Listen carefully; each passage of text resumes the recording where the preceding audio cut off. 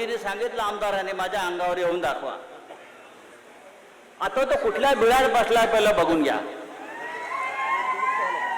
विकासाच्या गोष्टी करतो हा माणूस.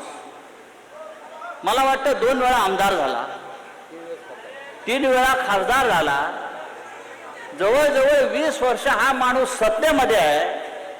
मला काल आमच्या रेंगे पाटलांनी सांगितलं की या 20 वर्षात त्यांनी इथे साधी पिठाची गिरणी आणली नाही, हा का विकास करणार म्हणतात.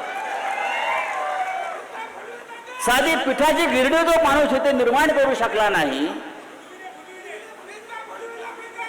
हा माणूस विकास करणार. गवळण फुलले. अरे त्या भारतीय जनता पक्षाला आणि नरेंद्र मोदीला 12 वर्ष विकास सापडला नाही, तुम्हाला काय सापडणार?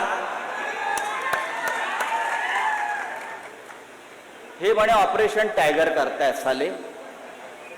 ऑपरेशन टायगर नाही, यांनी आता ऑपरेशन प्रभू श्रीराम सुरू केलेलं आहे.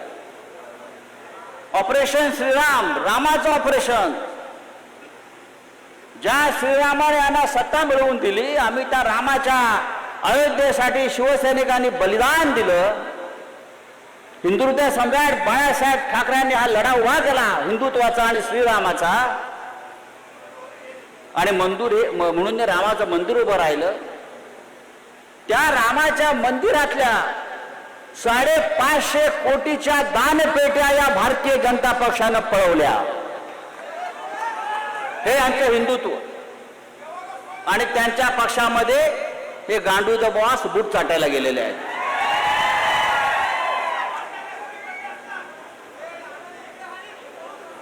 तेव्हा या देशामध्ये जी परभणीचा लौकिक आहे, या परभणीमध्ये कोणीही गद्दारी केली तरी त्या गद्दाराला गाडण्यातच येतं.